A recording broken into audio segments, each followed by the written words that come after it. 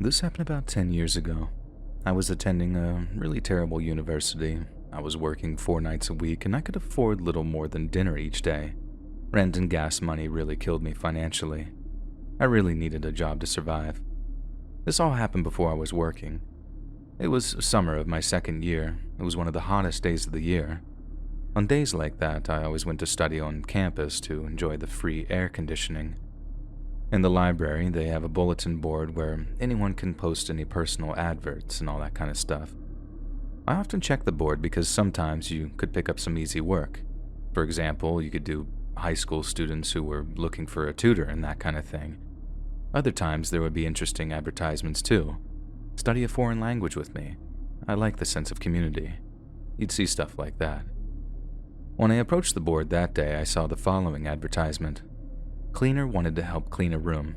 5,000 yen per half day. Please contact Tanaka.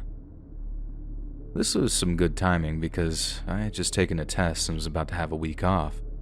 5,000 yen was a lot to me. It's about $45. That would get me back to my hometown for a couple of days, I thought. As soon as I got back to my dorm, I immediately called the number provided. Hey, I'd like to apply for that cleaning job you posted. The voice on the other end of the line responded, and it sounded slightly bewildered. Oh, right. What days can you work? I told him that I work for the full amount advertised.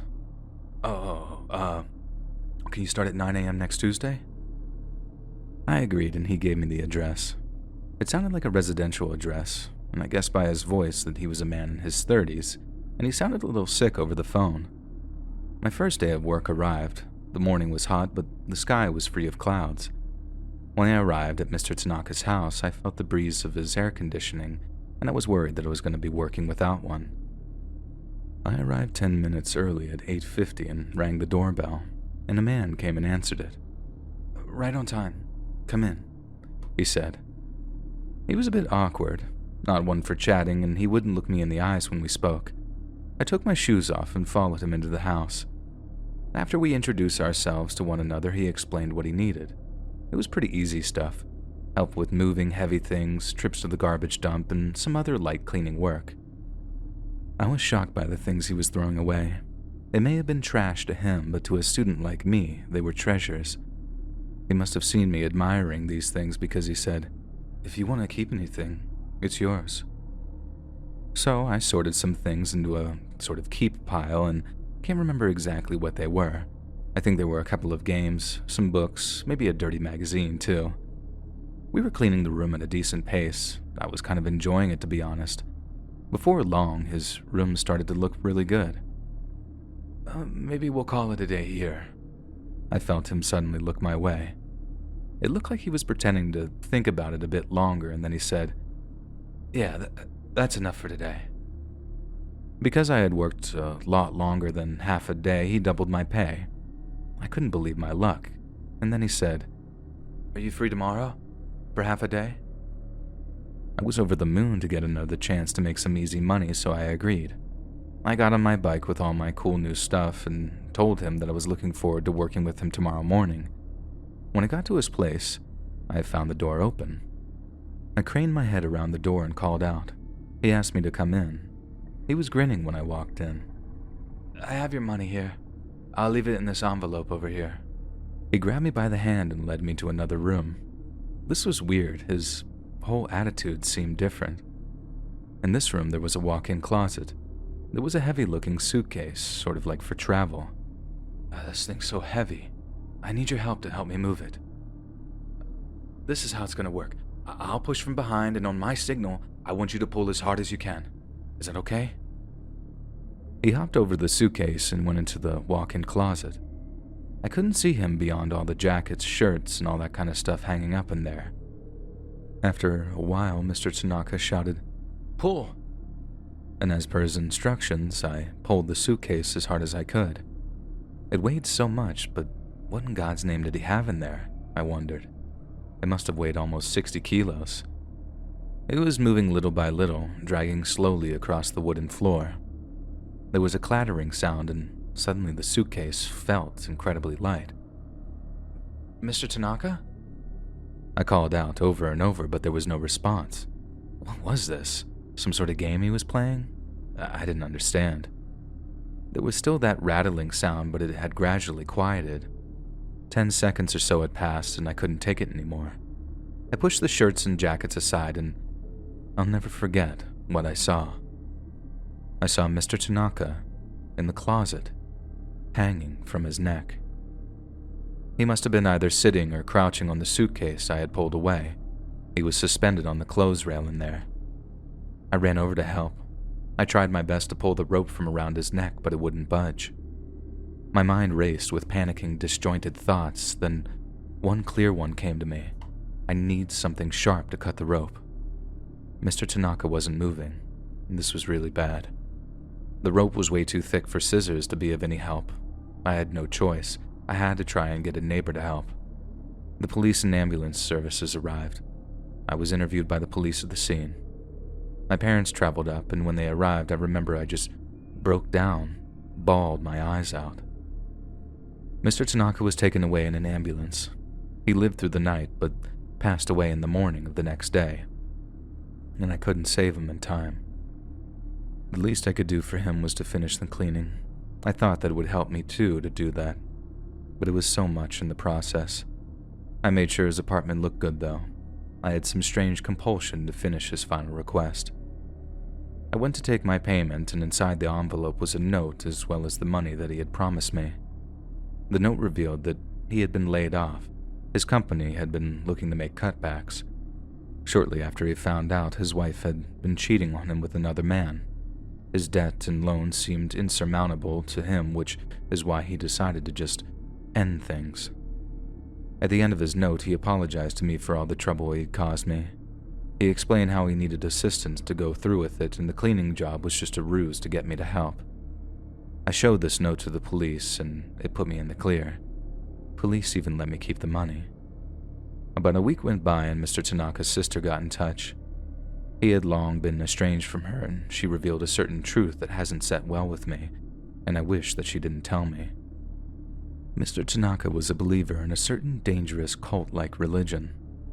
In that religion, the act of taking one's life is considered a terrible sin and is prohibited. If you did that, then you would be condemned to hell for all eternity. So, he couldn't take his own life, and that's why he needed me. I was given 100,000 yen, or $900 from his family, and his estate for all the trouble that he had caused me. According to Mr. Tanaka's interpretation, am I now a murderer? I wonder if I'll go to hell now for killing someone for 115,000 yen, or $1,050. You can share this story if you feel compelled, and I just want to thank you for listening.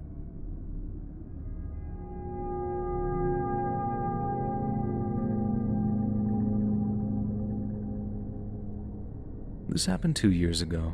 I was fairly new to the world of work, and I had just started working for a company.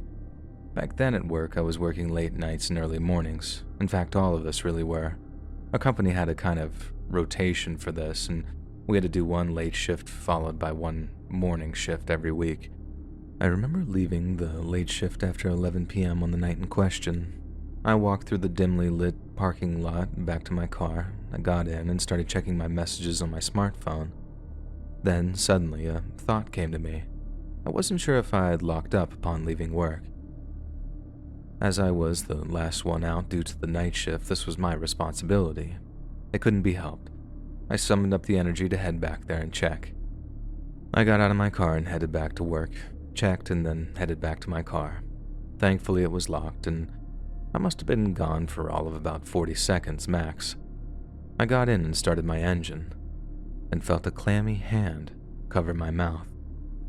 Then I felt a man's hot breath against my ear say, "If you keep your mouth shut, you don't die." I couldn't speak. I was terrified into silence. I just remember waves of panic crashing over me. My head was completely blank. I looked in the rearview mirror and nodded my head. I recognized the man behind me. He worked in the same company as me, but in a completely different department. I was surprised, and against his orders, I asked aloud, "Howard, why?" No, the words just came out of me. I had never really spoken with him before. He was just kind of a quiet guy, but I knew him, and he replied, "I've been interested in you since you started working here. If you don't say you're going to be mine, I'll kill you right here." Fearful for my life, I could do little else than nod in agreeance. He then pulled down the lever of my seat so my seat went flat and began attempting to drag me into the back seats towards him. I screamed for him to stop. "You said you don't like me," he mumbled. He was trying to pull my clothes off.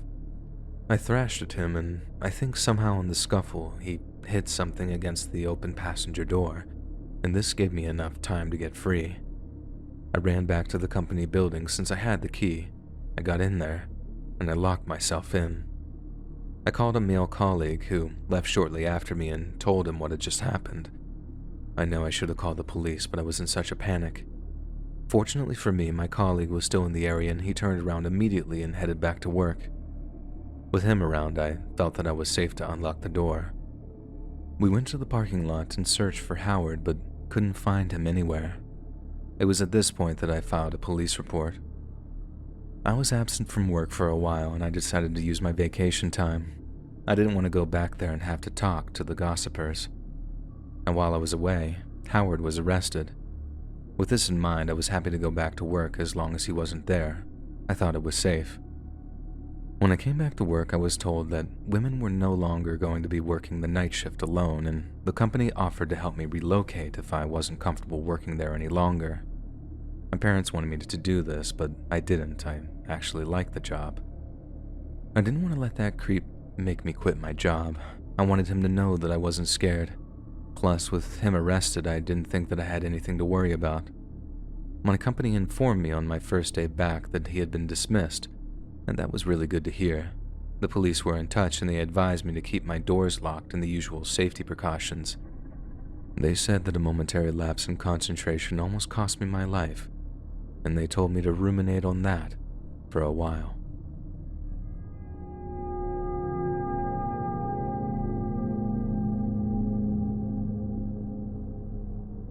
My hometown is surrounded by mountains. I spent many happy years playing with my friends in those mountains, building bases, hide and seek, you know, the type of thing. The thing I enjoyed doing the most was exploring. Those mountains felt as if they were ours. One afternoon, my friend circle had grown a little bored of the standard forest trails. We wanted a little more adventure, so we decided to go off the beaten path. A decision that we didn't know at the time could have been life-altering, or even life-ending. We wanted to walk where others hadn't, so we headed deeper into the mountainous woods. There were a few of us, and it was late in the summer. The trees provided a lot of shade, so it felt cooler than it was. Even as young as I was back then, I knew the risks that we were taking, so I brought something along to help us not get lost. I lifted this little spindle of string from the art room at my school. I tied the end to a tree close to the forest trail so that we would be able to find our way back. It felt like a foolproof idea at the time. The ground was really uneven off the trail. It was littered with stones and dead tree limbs. We didn't mind it really because it made us feel as if though we were on an expedition. We were out in the elements and there was nothing but the sounds of our labored breath and the distant trill of insects. It was amazing. After walking for about 10 to 15 minutes, we came across a small hill. We climbed the hill, and when we got down to the other side, it opened out into a kind of clearing. I distinctly remember a big rock there. We figured that this would be a great place to take 5 and drink some water. One of my friends brought along some candy, so we were just tearing into that. And while we were taking a break, I noticed something strange. I almost missed it, but once I spotted it, I had to just go over and take a closer look. There was a toy lying on the forest floor. It was a toy for kids a little younger than us. We were in the 4th grade at the time, and once I announced my discovery to my friends, they all came over to take a look, and our expedition turned into an investigation. It wasn't just the one toy, there were others. Hot Wheels cars, and someone found a doll. Fear crept up on me. Seeing these objects in a place that they really shouldn't be frightened me. Maybe it was because at my age, my toys meant the world to me, and I'd never leave them lying around, especially not in the forest. I was worried that something had happened. We all stood around puzzled until one of my friends yelled out to us. He was pointing at something a little outside of the clearing. We all raced over to look at what he was pointing at. And this is where things became a little difficult to explain. There was a kind of altar constructed of clay-like mud. It was the weirdest thing. It was definitely a human construction. It didn't look natural. And this kind of altar construction was a hollowed-out section, and in that section was an object. I couldn't make out what it was at first, but it looked like a photo. Well, that just meant that we had to find out what the photo was. The photo was dirty, and it looked as if though it had been out here for a while. The photo was of a girl. It looked as if though it was a commemorative photo, like one that you might see at a graveside. That photo looked as if though it had been snatched right out of a cemetery. The forest around us, which was our background for the adventure, took on a different vibe. It seemed as if though we were somewhere we shouldn't be. It seemed as if all the calmness in our day had gone. I felt as if though someone could be out here with us, watching us. All of a sudden, I didn't want to be off the beaten path anymore. There was something so illogical about what we were looking at. The toys, the photo, the weird mud construction. It was just wrong. I wanted to run, and one quick glance at my friends' faces told me that they were on the same page. We followed the string back to the trail. We weren't in the mood to talk anymore, and I didn't feel like myself until I got out of those mountains. Since that day, I never played off the trail. I still have a general idea of how to get to the clearing where we found that weird altar, but I have no interest in returning. My mind tortures me with questions that I can't answer. Why was that photo there in such a remote location? And the toys? Was it some kind of grisly memento of something that happened to the girl of that photo? Were we looking at some felon's trophies? The other thought that comes to mind is that perhaps the family who lost that girl couldn't afford a burial, and through perhaps shame, they created their own memorial site in an isolated location where they could mourn without disturbance. If that's the case, it's heartbreaking. It didn't make sense. Nothing about what I saw that day all those years ago made sense, and this experience lives with me.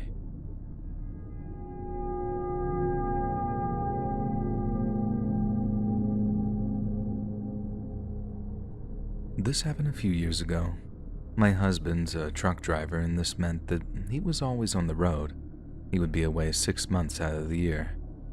This happened just after my eldest daughter was born. It was really a tough time for me. I was really busy with childcare, my part-time work, and keeping the house clean.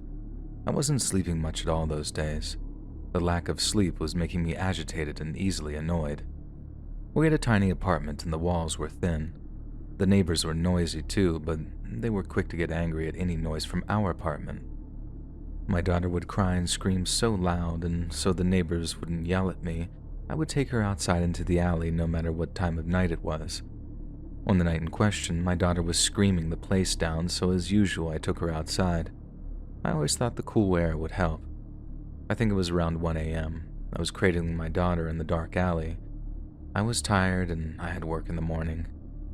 After about half an hour, she seemed to be drifting off to sleep, so I decided to head back to the apartment. I put my daughter in her crib and walked into the living room and sat down. I remember I was just staring off into space, thinking about how tired and how lonely life felt. I sat in my dark living room with a glass of milk in my hand, listening to the distant rumble of a car outside. Then, I heard a weird noise. Something metal scraping against metal. It was weird, but I thought that it was a street noise, possibly from the cars driving up and down the street. I couldn't afford to pay it any attention, though. It wouldn't stop. I knew that I should have just gone in search of the source of the sound, but I just didn't have the motivation to get up. So from my chair, I leaned forward and took a look. It sounded like it was coming from the front door. I heard that metal scraping sound followed by a new squeaking sound. Then I saw my doorknob start to turn slowly. Someone was picking my lock. They might have been watching me in the alley or saw me go in. They must know that it's just me and my baby, alone. My heart began to thunder in my chest, and my hand was trembling so much that I spilled the milk all over the floor. I opened my mouth, but no sound came out. Please don't come in. Please leave me and my baby alone, I thought. I was frozen. I couldn't move, I just kept my eyes focused on the door. The lock clicked. It was in that position to open. The door was now unlocked. I looked towards the chain. I usually forget to put the chain on the door. This time I hadn't forgotten, and my body allowed me to breathe. I knew I shouldn't get up and turn the light. Maybe just by doing that would be enough to frighten the intruder off. I don't know if that was just wishful thinking. I couldn't do it anyway. I was too scared to move. The handle to the door slowly opened, allowing street light into my apartment. I covered my mouth with my hand because I was beginning to hyperventilate. I had my other arm under my armpit, cradling my body, trying not to shake with fear so much. The door opened slowly, but stopped when the chain reached its full extent. In my mind, I was telling this faceless intruder that I had no money and nothing of value. Then, as if in answer to this prayer, as if by telepathy, the door slowly shut without a sound. Suddenly, as if I snapped out of some kind of hypnosis, I was awake and able to move. I hoisted myself up, but my legs were still like jelly. It was as if though I was getting up in installments. I needed to get to the door and lock it, but before my eyes, the door began to open again. Whoever was out there wasn't giving up. I felt despair in my heart when I saw a huge pair of bolt cutters emerge from the door and aim themselves at the chain. The chain was the only thing which was keeping the intruder out. This is where you die, I thought. This is the end. Then another voice told me to protect my daughter, and that voice was louder, stronger. I screamed, releasing all this pent-up aggression and frustration. I didn't care what would happen to me, but I needed someone nearby, in the building, to hear me and help me save my daughter. I wanted to make as much noise as possible. I hurled my glass of milk at the door with all my might. The glass actually hit the bolt cutters and the glass exploded everywhere. The owner of the bolt cutters seemed to be so startled that they dropped them and they landed with a clatter at the front door. Then, from behind the door, I heard the sound of someone running as fast as they could. After a while, I crept over to the door and kicked those filthy bolt cutters out and locked it, shaking with adrenaline as I did. I found out later that the university kid next door had heard my screams and came to check, but turned back when he saw that my door was locked and the lights were off. If he had knocked and come to check on me, there would have been no way in God's green earth that I would have answered. I cut my foot on some of the broken glass, and it took about an hour for the tremors to subside, and this is when I decided to call the police. To my surprise, the police arrived in a few minutes, and as soon as I saw the officer's face, I started to uncontrollably cry. I know I sound like a total wuss, but to me, what had happened was so indescribably terrifying. I kept my hand over my mouth as I cried. I didn't want to wake my daughter. Thank God the intruder left the bolt cutters behind, because the police were able to track the culprit down and arrest him using this crucial piece of evidence. He was a known criminal, part of a gang which had previous arrests for burglary, violence, and even murder cases. I found some information in English which I'll link in the description about the severity of these lockpicking crimes. But everyone remember, keep your doors locked and keep your chain on. It might just save your life.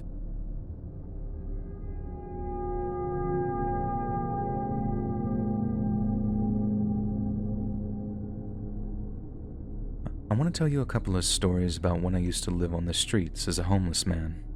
It was terrible doing so. The stares and the looks of disgust were nothing compared to the violence I endured. I got into an altercation with some guys one night in a park in Tokyo, and I was beaten to within an inch of my life. I had to get out of the area as I thought that they would be back. I remember moving from place to place, and it was all a bit of a blur. Somehow I ended up way up in the sticks, close to the mountains, and eventually I ended up living in an abandoned shrine. It wasn't so bad. I would walk down to the village and exchange my labor for food in the village. You might think that living in an abandoned shrine might be scary, but I can tell you that there was only one thing that I was scared of at that time, and that's people. I would offer my services to anyone who had any work available. I like to think of myself as a jack of all trades, an all-rounder. I would often go to ask people in the streets or go door to door trying to drum up some work. Once a guy asked me what services I could offer, and I said pretty much anything. He then pulled a gun out, cocked the trigger and put it against my head. "It's loaded," he said. You can imagine how I felt, right? He put the gun away and said, "I just wanted to point a loaded gun at a human." And then he threw me some money my way and just left. I guess that the cash he threw was what he demanded the value of my life to be. Not long after that, a gang found out where I had been living, and they came late one night. When they found me, one said a phrase so off-putting that I don't think I'll ever forget it. "You have no human rights." He had already dehumanized me. They carried sticks, iron bars, and metal pipes and came at me. It was too late to escape, and when they were through, I was left with a broken leg. It was torture. At the same time I experienced such a lack of humanity, I also experienced the opposite. The farmer that I had worked for in the village brought food to me when he had heard about the gang attack and even paid for my hospital bills. If it wasn't for him, I probably wouldn't have been found, and I might have starved to death in my makeshift home. There was no way that I could have got down that mountain to the village with a broken leg. I owed that man my life. I asked if there was any way that I could repay him, and he just replied, why don't you try and grow some vegetables or something? Make yourself a living. Pay me back something when you get set up. There's no rush." I learned a lot about agricultural work from him. Even when he gave me a method to repay his generosity, I felt like I was still getting more than I was giving. The soil by the shrine was hard and not much would grow, but I was determined to pay him back. I would go to the river countless times a day to fetch water, and eventually I made some serious progress. This joy was short-lived, though. A group of people who were into urban exploration came to the abandoned shrine and trashed my little farm. They stomped all over my plants. Why? I had nothing, yet people still wanted to take from me, and something snapped in me. I felt robbed and I wanted someone to pay for it. I kept a 2x4 with me at all times. I decided to be ready for whoever wanted to mess with me. Living that way made me happy. Fight or flight, a return to animal instincts. I knew that all humans were capable of terrible acts, and I grew less trustworthy. I was always scared of spirits and ghosts, but humans are worse. It was at this point that I started seeing things. I thought the shrine was haunted. I decided if there was something else with me in the shrine, I wanted to be of service to the shrine since the farm wasn't working out. I had learned some carpentry skills when I was younger. I thought that I would try and clean up the place and mend some things. Maybe if the shrine looked a bit more maintained, it would keep the urban explorers and the gangs away. Being busy took my mind off of my hate for those who sought to hurt me. I started to speak to God or whatever the spirits that inhabited the shrine were. I'd say hello and goodbye. At first to myself and then quietly, but in the end I was talking loudly like there was someone with me.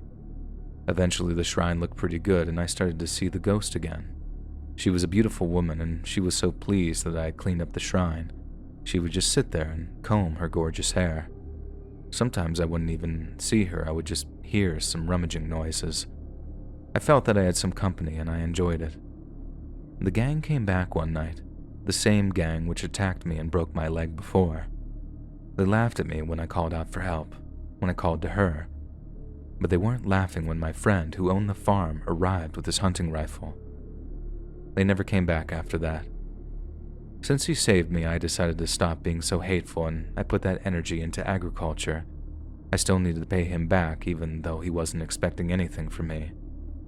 I was determined and through years of hard work, dedication and support from my friend, I managed to hone my skills.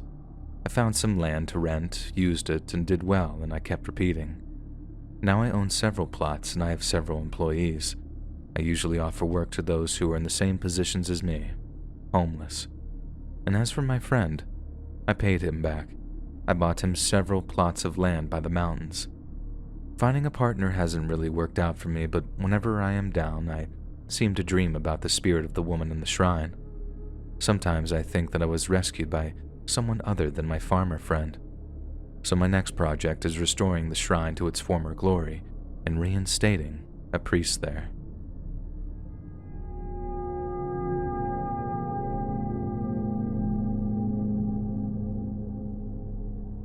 I work at a funeral home and we have a crematorium at work. This happened not too long ago, but I don't think I'll ever forget it. One morning, I was sweeping the entranceway and a black SUV pulled into our parking area. A middle-aged man got out, and I could tell that he was wealthy. I clocked the Frank Mueller watch on his wrist. Nice. He came over and inquired about a cremation service. Well, he literally said, "Can you burn a body for me?" I was taken aback by that statement. Normally, we are contacted by family members of the departed, and they don't always arrive with the body in their car. Then, of course, we need a certification of death and some other documentation. We needed to be informed ahead of time because we need to make preparations. He said that he called my boss already, and the boss agreed to cremate the body today. His tone was pretty aggressive. He said we needed to get this cremation moving fast. I asked him to wait for a moment while I went to check with my boss. I felt kind of nervous. This seemed highly unusual. My boss was the director of the funeral hall, and he said that we have to do the cremation as fast as we can. This was really weird. Why are we doing these things so different today, I wondered. I couldn't do anything about it, though. It was just my job, so I went to open the ovens. I saw the body. It belonged to a man who looked to be in his early 30s.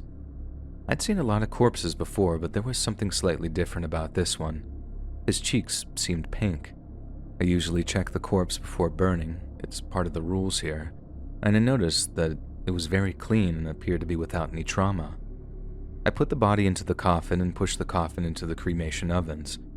After about 20 minutes or so, I heard this dreadful noise rising from the ovens. It was like a banging sound. Everything suddenly was plunged into darkness all around me. Life felt incredibly cold as I asked myself the deeply troubling question, was he alive when he went in there? What hurt the most was the fact that there was nothing I could do, because 20 minutes in the ovens at heat that high, everything is already burning. I couldn't move. My limbs were shaking with fear and I felt paralyzed. Was I hearing things? I couldn't be sure. Usually after an hour, everything in the ovens is reduced to cinders, but I couldn't stand that. I needed to know. I managed to pull myself together and stop the ovens, and I noticed that the rich guy wasn't around anymore. I was really so scared, so I asked my boss to open the ovens with me, and I told him that I heard a noise while they were on. My boss opened the ovens, and all the stench of grilled meat invaded our nostrils. It was kind of like a barbecue smell, and it lingered in the air. My boss then pulled the main tray out so we could see, and the body was half burned. It was facing down. I was pretty certain that he wasn't facing downward when I put the body in. I was sure that the man was still alive when he was brought in. I imagine while the ovens were on, he was turning and doing anything in his power to escape. I hadn't been hearing things, and I was completely destroyed by this realization. This has never happened before. Never had I seen the body turn over during cremation. I was sat in the main hall with my head in my hands, struggling with the weight of the situation I was in. My boss came over to me and handed me something. 10 million yen, which is about $77,000. He told me that telling my story to anyone wouldn't be worth it. People wouldn't believe me, and reminded me that the rich guy I met at the start of this story wouldn't be very happy if he heard that I was talking about what happened today. I quit that job, obviously, but now I'm living on the money that I was given until I get a new job. I'm not myself anymore. I can barely find the energy to get out of bed. I can't really sleep these days. My nightmares are filled with the memories of that day. And sometimes I dream that I'm the man in the coffin, and I feel the heat surrounding me. I kick and scream, and then I wake up covered in sweat. I am not doing well. Click the join button to become a member today for exclusive content. When I went back to my hometown last year, something really weird happened. It started when the neighbor across the street warned me that there was a suspicious person in the area. Apparently, someone was going around ringing people's doorbells at around 1 a.m. in the neighborhood. My neighborhood said that they ignored the doorbell at first since they were in bed since it was so late. Everyone in their house was in bed asleep. The doorbell kept ringing, so my neighbor's husband got out of bed to see what was going on. He took his phone with him so his wife could listen. He asked through the door in a quiet voice, "Who is it? Is there some type of emergency?" And then a man's voice responded, I made a promise to Sarah. Can you let me in?" There was no Sarah in the house or my neighbor's family, and because it was a newly built house, there was no former resident called Sarah either. So he explained this to the stranger at the door and told him to get lost. "But it's a promise. I remember it well," the stranger said. "Well, I got a promise for you. If you don't go away, I'm calling the cops, okay?" The neighbor's husband called the cops anyway because the guy outside didn't show any signs of leaving. The police arrived quickly, but the man at the door was nowhere to be seen. So the neighbors warned us to be careful just in case he decided to come back. We spoke about it at dinner that night, and I remember my parents were making sure everything was locked when the sun went down. Later that night, my dad and I were in the living room watching TV. It was just after midnight, and the doorbell rang. I really didn't expect it, and I could tell neither did my dad. There we were, two full-grown men afraid of the doorbell. Before assuming that it was the weirdo who called at my neighbor's house, I actually went and checked. We didn't have a way to check outside, like those Ring doorbells, so I crept over to the curtains. I pulled the curtains back just enough to create a gap to look outside. Through the gap in the curtains, I saw a man wearing a hat and a big dark brown overcoat. He was wearing boots as well. His face was hidden by the turned-up collar of his overcoat, and I couldn't really see his face. I watched as he pushed the doorbell again. My dad whispered to me to not get caught looking at the guy, so I immediately shut the curtain. This guy was definitely suspicious, there was no doubt. I mean, you wouldn't want a guy like that at your door, let me put it that way. We decided to call the police since the neighbors were already worried about the guy, but until the police arrived, we thought that we would keep him busy since last time he seemed to bolt. For about 3 minutes straight, he rang our doorbell. He was so persistent. My dad had had enough of this, so he went out to the hallway and approached the door. He stood before the frosted glass and asked, "Who are you?" "I'm the guy who promised to meet Sarah." "What's your name?" Well, is this an emergency?" "I promised Sarah. I really want to come in." The guy talked in circles. Of course, there was no Sarah in our house either. If you told them that, though, he would just keep talking about his promise. It got you nowhere. He kept saying that he remembered his promise. While this was going on, I called the police discreetly. I wanted to see this guy get taken away, but he left before the police car arrived. We then heard the knocking at the door, and it was a police officer. We have a door in front of the actual front door to our house, kind of like a porch. I was amazed to hear the knocking from the officer on our actual front door and not on the porch door. When the weird guy was at the door, I was certain that the porch door is shut and I didn't hear it open or close when he left. This door can only be locked from the inside. How was that possible, I wondered. It creeped me out, but my dad didn't seem to care all that much. He calmly explained the situation to the officer. He gave a really accurate description of the guy too and informed the cop that this happened to the neighborhood last night. The officer said that he hadn't seen anyone suspicious in the area, and this guy knew how to get away and fast. However, there were footprints in the snow. The cop said that he would follow them and see if he could find anything. He promised that there would be an increase in patrols and asked us to report back to him instantly if the guy came back. He cautioned us, said to try and avoid going out alone late at night and to double and triple check the doors that they were locked. This cop wasn't a new guy and he was older than my dad, and something about this situation had him spooked, and I was getting really nervous. There was something very sinister about this guy looking for Sarah. My mother watched the whole thing.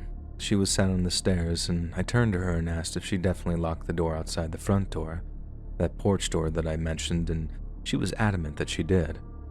My dad could sense our nerves, and he tried to laugh it off. "Don't worry, guys. I'm sorry we couldn't get him this time." After we all confirmed and were happy that all the doors were locked, we went to bed. I couldn't sleep much, but I was relieved to see a police car patrolling the area at around 3 a.m. from my window. The next day, we heard that someone else in the neighborhood's doorbell rang. My dad was really angry at the police. He said they must not be doing their jobs right if they hadn't caught the guy yet. 4 more days passed when others in the area reported the late-night doorbell rings. Everyone said the same thing. A stranger came to the door asking for a Sarah and asking to come in. He wasn't caught. The thing I find the weirdest about this is not one person was able to describe what his face looked like. That stranger was the stuff of nightmares.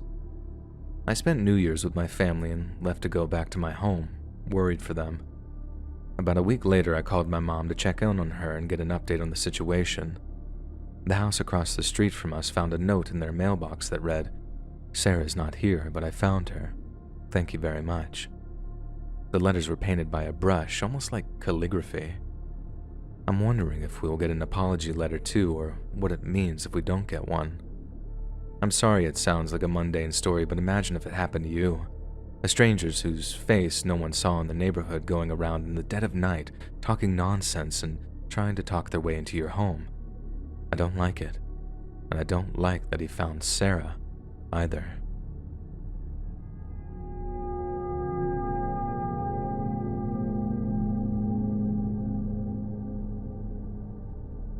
This happened when I was 25. I'm a female and I've been dating a guy for about a year. Things were going great, so he asked me to meet his parents. He invited me to have dinner at their family home. It was at his parents' house where something unimaginable happened. My boyfriend was from the countryside and his family still lives there. From where I lived, it took 3 hours to get there by car. When I finally got to meet them, my boyfriend's attitude towards me changed dramatically. It really surprised me. He was usually quite the gentleman, but in front of his parents he addressed me with such terms like you and oi. Just downright rude. He shouted at me using these words like he was commanding me or something. He had never treated me like this before, but since I was in his parents' home, I just put up with it and gave him the benefit of the doubt. I mean, what else could I have done? I didn't want to make a scene or embarrass him. I could see where he got it from. His dad was throwing his weight around and bossing everyone around.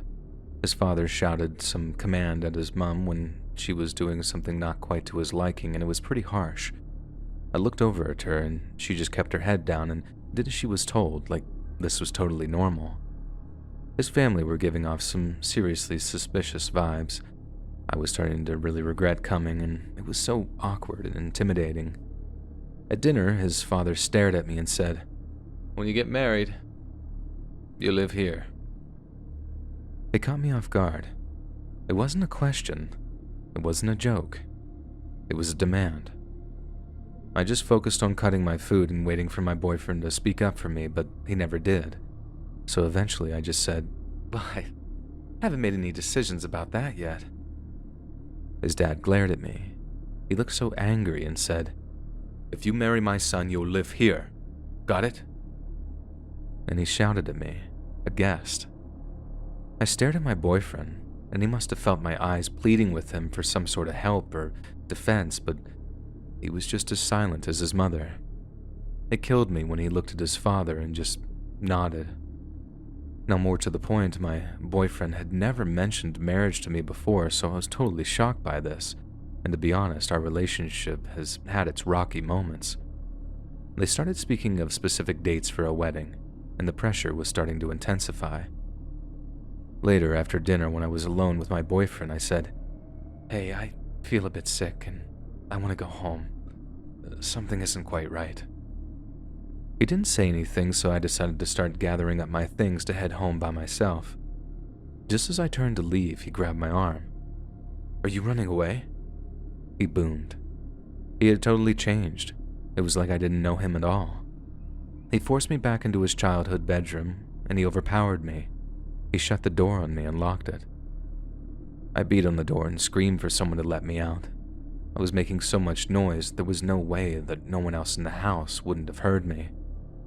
Things got worse when I realized that I had left my phone on charge downstairs. I couldn't do anything. I literally was a prisoner, and I was stunned. After a while, the door unlocked and my psycho boyfriend's mom entered the room. I was pleased to see her. I thought that she had come to my aid, but my hopes were dashed instantly when she handed me some papers. "Sign this." It was a marriage certificate.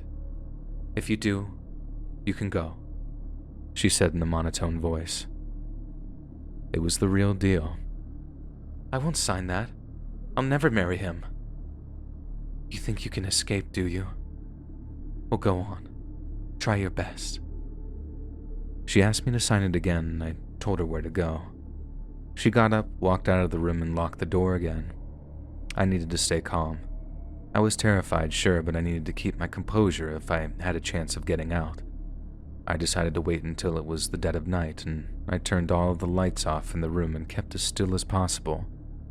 Before shutting off the lights, I figured the window would be my best and only option for escape. I would just have to deal with getting an injury if it happened. I opened the window and managed to climb down into the porch roof silently. It truly was amazing. I walked the whole night through to reach the train station, fearing for my safety, looking over my shoulder for that crazy mother and father. Days and weeks passed after this incident. I got email after email from my boyfriend. "You think that's the last of us?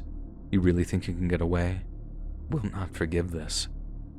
Because I was living on my own at the time, I was too terrified to go back to my apartment alone. I asked friends and relatives to let me stay with them. I pleaded with them. One friend who lived quite far from where I met my boyfriend allowed me to stay with them, and I felt safer. With the help of a lawyer and a support group, I achieved what he told me was impossible. I escaped from him and his family. I hear from friends and neighbors from my old life.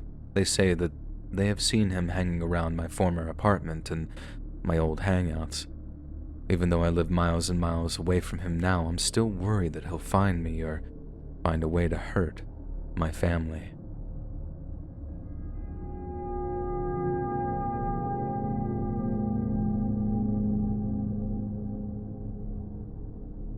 This happened when I was driving north of Kyoto, and I had a couple of friends in the car with me. It was late, a little after 1 a.m., I think. My friends and I would often go on night excursions. We would just drive around with much intention and just drive wherever. We usually ended up in the middle of nowhere, but thank God for GPS.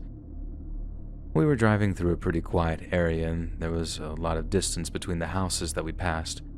It was a dark night in late autumn. There was a red light up ahead, and the car in front slowed to a stop, and I did too. I was looking ahead, and I noticed something about the car. The trunk looked like it was open a little. I looked closer and realized that it was. It wasn't really my issue, so I started to look away, but just as I did, something unexpected happened. A man wearing pajamas rolled out from the trunk and onto the road before the light changed to green. He was a slim middle-aged man by the look of it. His hands were tied behind his back, and he had a gag in his mouth. It was incredibly shocking to see. He rose to his feet, wobbled a little, and then started walking unsteadily towards my car. He looked utterly terrified. His eyes were dark with fear, and his face a twisted plea of desperation. He was on the verge of tears. No, I'll never forget that. You can't forget seeing something like that. His eyes locked with mine and passed over my friends in the car, and we were all stunned into silence. The driver's side and the passenger side doors of the car in front opened, and 2 men emerged from the car, and they walked towards the man from the trunk. They quickly and easily caught him. The driver then pulled something out of his pocket. It was a firearm. He struck the man, and the other man caught him before he fell on the ground. It was raining that night, and all the windows of the car were shut, but we could all hear the sound of the butt of that gun connecting with the man in the pajama's head. It was a sickening crack. The 2 men then returned the man to where he crawled out from the trunk.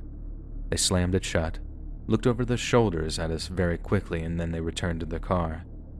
The light turned green, and they stepped on it. We were stunned, and we just sat in the car, wide-eyed, and stared ahead at the now open road. Then a car from behind's horn jolted us back to reality. We drove ahead and then pulled over to call the police. I was told to wait where I was for an officer to arrive. It took about 10 minutes, and during that time, my friends and I were pretty much silent, as we had nothing to say. We all told the officer when he arrived about what had happened. He asked for me to go with him to the police station, and I was more than happy to help in any capacity that I could, and I was interviewed there for over an hour. Over the next few days and weeks, I religiously watched the news, expecting to hear something about what happened that night, but I never heard anything. What happened seemed so unrealistic. It was like a scene from a film. I would question my recollection if it wasn't for my friends being in the car with me when it happened. I was young at the time, and I think seeing that incident for the first time was when I realized that the so-called dark side of the world really does exist.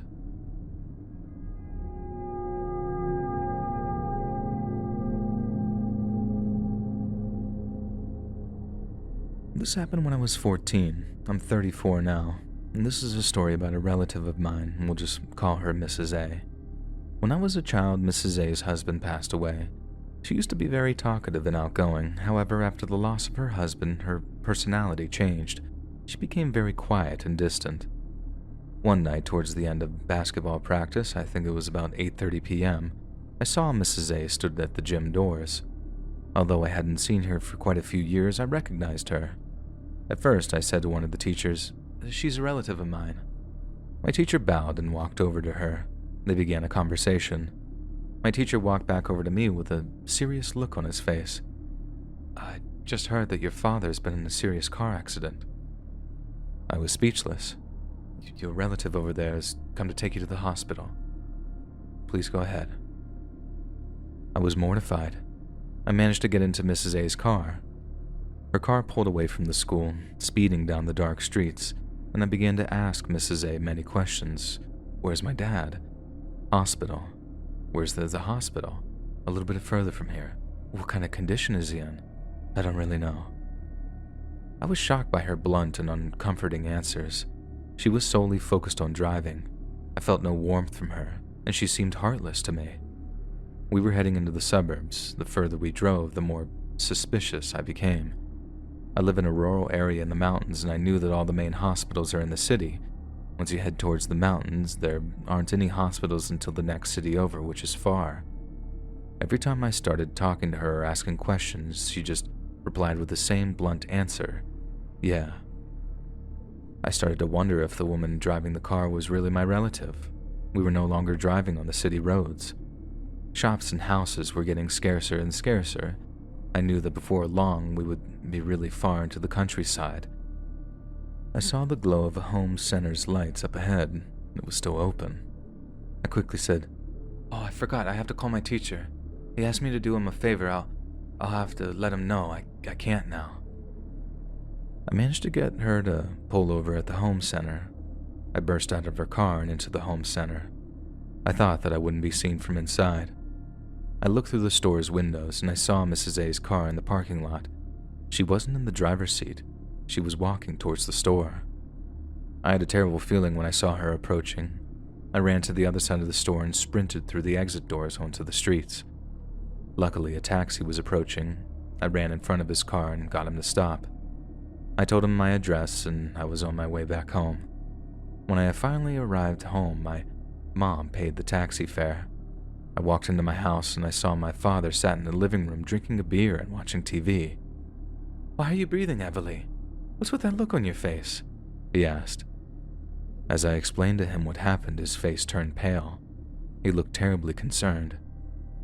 Apparently, when Mrs. A's husband passed away, she suffered a nervous breakdown and she was admitted into the hospital. She lost contact with the family because many family members grew worried by her strange behavior.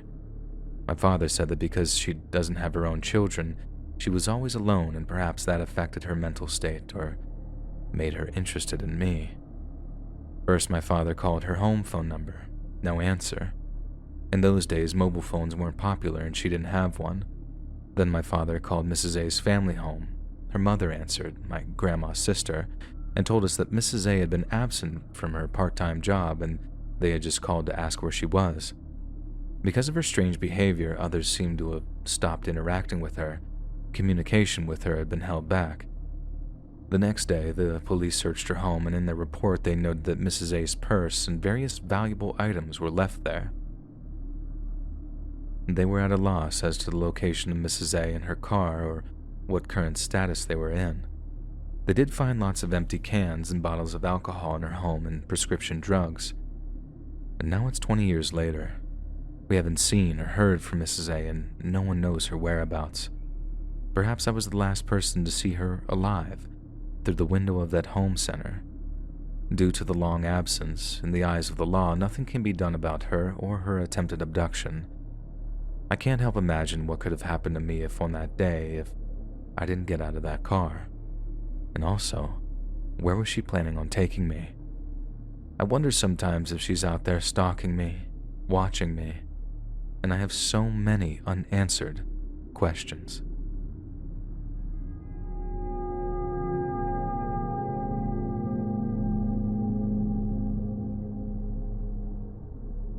I want to share with you an experience I had in an apartment I lived in about 2 years ago. When I was house hunting, I was looking for a place which was cheap, and I didn't mind a place that had a bit of an edge to it. A real estate company was keen to show me an apartment. It was a pretty small place, but it had a loft, nice sun coverage too. The cool thing about the place was the vast amount of storage space that it offered due to the high ceilings, and it was a great location. I literally had no complaints, so I went ahead and told them that I'd take the apartment right there on the spot. And boy, was that a mistake. Back then, I had a cat, and I'm going to be completely honest here and hold my hands up and say that I forgot to let them know that I had a pet. In my defense, they never really asked. I felt guilty about it, but I didn't want to lose this great new place or give up my cat. It was tough. I thought for all parties involved, it might be for the best to just keep my mouth shut and see if anyone noticed. After meeting some of the residents and introducing myself, I went to take a look around the area to see what was available. I wanted to acclimate myself and find my go-to stores. I liked the neighbors, and they seemed to be welcoming. After all the moving was done, I was exhausted, so that night I didn't unpack anything but the bare essentials. My cat was acting pretty weird. She was by the front door and was hissing occasionally. I put this down to her being in a new place, so I didn't pay it much mind. But then my cat did this weird, kind of low groan voice. I'm sure you're familiar with the sound that I'm trying to describe, and that weirded me out a little more because she doesn't usually do that. I guess that there might be another cat in the area or something, so I tried to ignore it and get some sleep, and I went to sleep pretty quickly due to the move. But my cat wouldn't stop this low growling night after night, so one night, I tiptoed over to her and tried to figure out what was upsetting her. I knew that there was something on the other side of the door. I'm not talking about something supernatural. I'm talking about something human. You know when you see the shadowy outline of feet in the gap beneath the door? That's what I saw. I really wanted to throw the door open and confront whoever was out there, but the risks were too great and I didn't feel safe. Whoever was out there wasn't a normal person. Who stands in front of someone's door in the dead of night? I was really terrified. I was living alone as a young female, and someone was out there for reasons not known to me. The only thing I could do was head back into my bedroom with my cat and hide out until the morning. My cat kept on growling, and I barely slept that night. From then on, sleep was hard to come by, so I wanted to get out of that apartment, but I was locked into a long-term deal that I couldn't get out of without losing a load of money. I didn't have any family to turn to either. I would be able to move in 3 months, so I just held on to that thought. I was so stressed out by the situation that I went to see a doctor, and he told me that I was suffering from stress. I had lost weight too. I stayed with a friend for a couple of days until I was a burden, and then I went back to my apartment. I decided to show my face more in the apartment complex in the hopes that I would get along better with my neighbors. I also wanted them to know that I was okay, just in case they were worrying. I said hello as I bumped into them, and I was shocked to realize that every single one of them ended up in one way or another talking about my cat or cats in general. Let me give you a couple of examples. You know the cats aren't allowed in this building, right? That's crazy, right? Well, I just thought that you should know. I'd never dream of bringing a pet in here without the landlord's approval. I'm sure you feel the same. You know that the landlord hates cats, right? I couldn't believe it at first. Did you know that? I never took my cat out of the room. She's an indoor cat. How on earth did they know? It's not like she was causing any trouble either. I was a proud cat owner and I took really good care of her. I was sick of these not-so-subtle comments, so when the next person asked me, I replied, "How did you know I had a cat?" I thought that they would feign ignorance, but my neighbor's reply really shocked me. Because we all took turns watching. And this is where the story gets absolutely nuts. Apparently, the landlord ordered the other residents to keep an eye on me. My neighbors said that the second I returned home from work, someone was ordered to keep watch. The creepiest thing about this was the fact that she wasn't even embarrassed or found it strange that she was ordered to do so.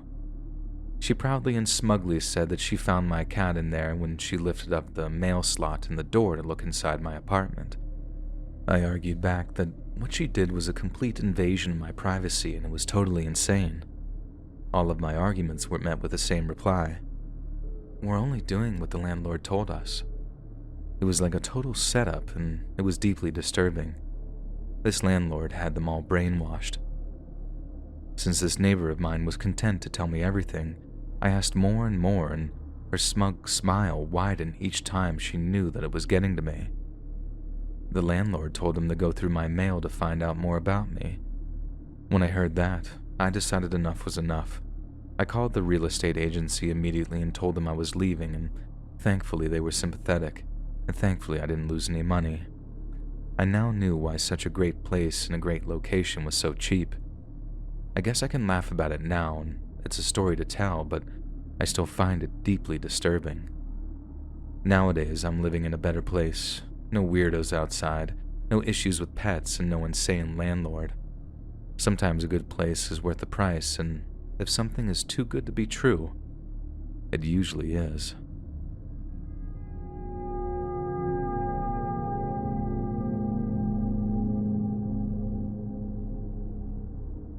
My friend has an older sister, and we all think that she's being stalked. It's ongoing, but I want to share what's happening currently. My friend's sister has been staying with my friend for a while now to get away from it all and repel her stalker. She said it's like living in a nightmare. I wanted to do something nice for her, so I offered to take them both out for dinner to take their minds off of things. We sat down to dinner and things were going well, until I saw my friend's sister's face drop. She began to tremble, and I felt bad for asking them to come out. Maybe it was too soon. Then she muttered, "He sat behind me." I looked behind her and I saw an old man with an unnaturally creepy smile. He was peering towards our table. He made me feel nauseous. He was just gross. He was the stalker. My friend had seen this guy following her sister before, so we were beyond it being a coincidence or a case of paranoia. My friend had had enough. She stood up and went over to his table and said loudly, "If you don't stop following my sister, then I'm going to the police." A few tables of people look over, but the old man just sat there smiling that insane smile. After a few moments, he got up and stepped away from his table and left. His expression didn't change, he just kept smiling. We thought that a bit of public embarrassment might be enough to put the creep off and make him leave my friend's sister alone. We were convinced that it would work, and it turned out to be a correct prediction. Over the coming days, we would all joke about how easy it was. Everything came to a standstill for her sister, and a sense of normality was resumed in her life. However, just as soon as it ended, it seemed to start again. This time, the old man's target of torment was different. This time, he was stalking my friend and not her sister, and he was a little more cunning in the method of stalking this time around. The old man began to haunt her life. He would just appear any place that she went, but always at a distance or appearing inconspicuous. I'll give you some examples. If she was out taking a walk or simply heading home, the old man would appear on his bike riding towards her or from behind her. He would smile that creepy smile of his as he passed her by. He would be there during a rush hour in the subway where crowds are gathered, and it made her feel as if though she couldn't escape from him. In places where it was difficult to move or get away quickly, she'd see that weirdo in his smile. But enough was enough. My friend went to the police, and unfortunately they weren't able to help. They said that because he hasn't actually done anything except smile at her and her sister, they couldn't really do anything about it. She left the station frustrated and with a feeling of vulnerability. The old man and his behavior got worse, though. He was everywhere. She thought that the police might be able to intervene when she saw him at the college on campus, but again, they weren't able to help or offer any kind of protection. To the untrained eye, he was just an old man who was walking around smiling. What's the harm in that? She tried to mobilize all her friends to help to discourage his behavior, but to our surprise, some of her friends didn't believe her. They said that she was grasping at straws. She must have felt quite alone at the time. I believed her, though. I had first-hand experience. I saw the creep with my own eyes. Plus, anyone who knew my friend well enough would say that she is far from a liar or an exaggerator. It was helpless. Every day she grew more nervous and worn down, and every day the old man just smiled at her. She never did anything, and he just watched her and continued to smile. She eventually dropped out of college and has grown less and less responsive to my calls and messages. I haven't really heard from her lately, and it's really worrying me. I feel as if though we are right on the edge of something happening. Maybe I should speak up and yell at him like she did for her sister, but if I did, then wouldn't he just start stalking me? I don't know. Recently, I got in contact with their sister and I asked how she's doing. She thought that she was just wrapped up with studies. She didn't know what had been going on. I don't know what'll come of this, but I'm hoping that she's just laying low for a while. And I hope that creep hasn't escalated his stalking.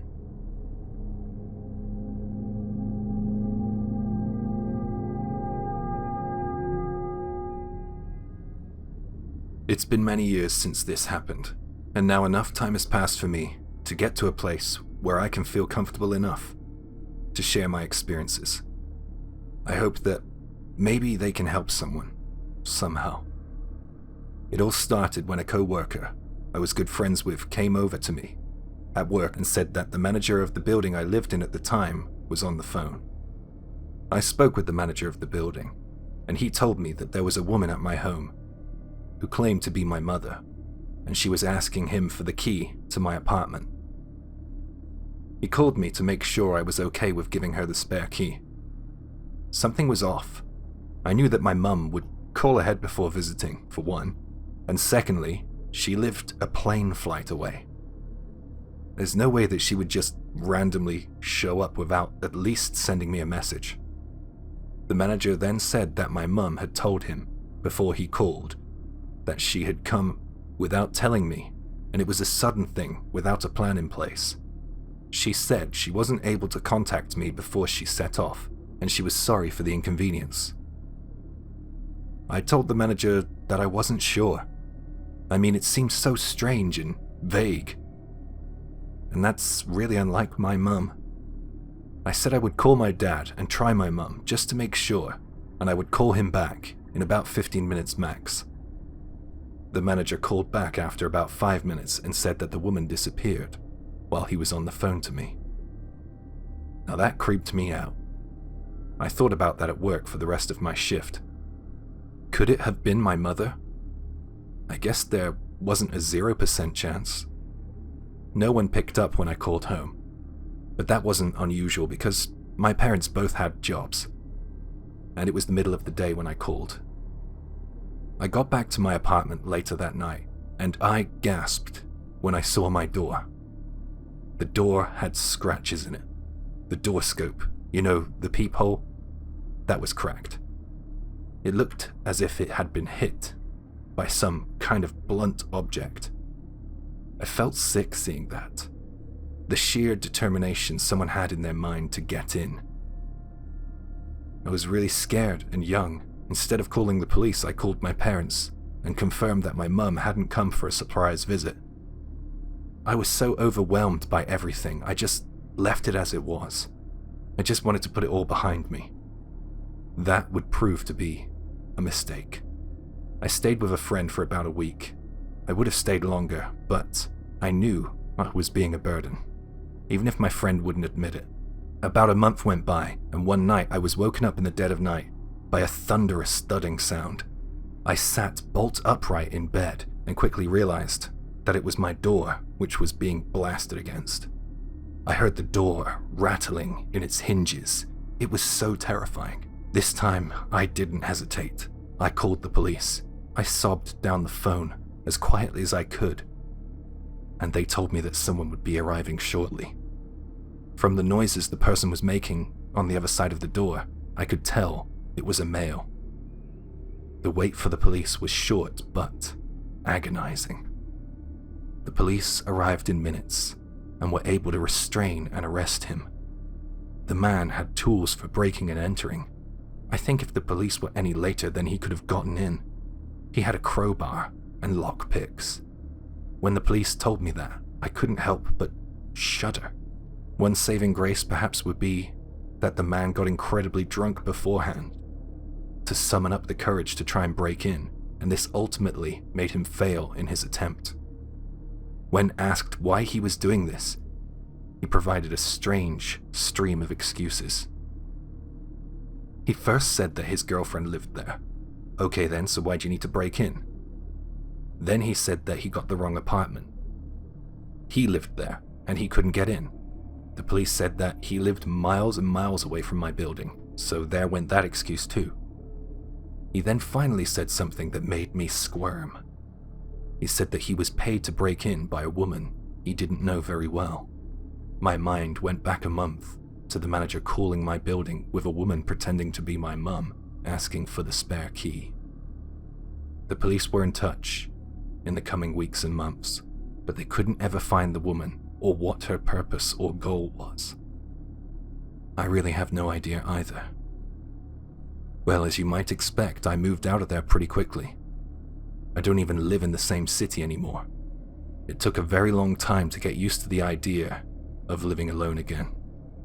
And my experience has really affected me, but I won't let it become me or consume me. I can't help wonder some nights about that woman, who that woman was and why she was so adamant on getting in. I think if she was successful, I wouldn't be here to share this story. Hey friends, thanks for listening. Click that notification bell to be alerted of all future narrations. I release new videos every Monday, Wednesday, and Friday at 7 p.m. EST, and there are super fun live streams every Sunday, Tuesday, and Thursday night, and I'd love to see you there. If you got a story, be sure to submit them to my subreddit, r/letsreadofficial, and maybe even hear your story featured on the next video. And if you want to support me even more, grab early access to all future narrations and bonus content over on Patreon, or click that big join button to hear about the extra perks offered for the channel. And check out the Let's Read podcast, where you can hear all of these stories in big compilations and save huge on data, located anywhere you listen to podcasts. Links in the description below. Thanks so much, friends. And remember, don't pee in dream toilets, 'cause he'll drink it.